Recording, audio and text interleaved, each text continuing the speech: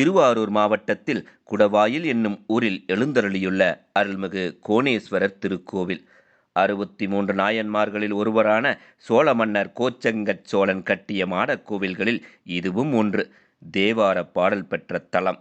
உயரமான இடத்தில் காட்சி தருவதால் இக்கோயிலை சிறிய கைலாயம் என்றும் அழைப்பார்கள்.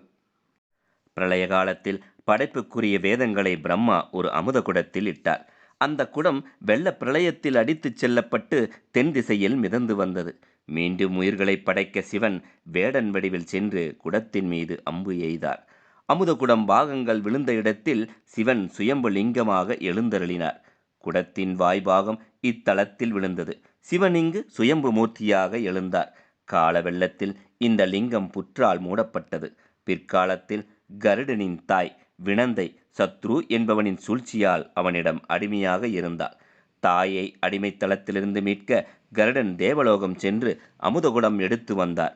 வழியில் இத்தலத்தில் இறங்கினார். அப்போது அசுரன் ஒருவன் கருடனிடமிருந்து அமுதகுடத்தை பறிக்க முயன்றார். கருடன் அக்குடத்தை இங்கிருந்த புற்றின் மீது வைத்துவிட்டு சண்டையும் விட்டான். அவனை வென்று அமுதகுடத்தை எடுக்க வந்தபோது குடம் புற்றுக்குள் புதைந்திருந்தது. எனவே தனது அலகால் கீறவே அடியில் லிங்கம் இருப்பதைக் கண்டு வணங்கினார். சிவன் அவருக்கு காட்சி தந்தார். கருடன் தனது தாயின் நிலைமையை கூறினார். அவரை அடிமைத்தளத்திலிருந்து மீட்டு அருளவும் செய்தார் சிவபெருமான்.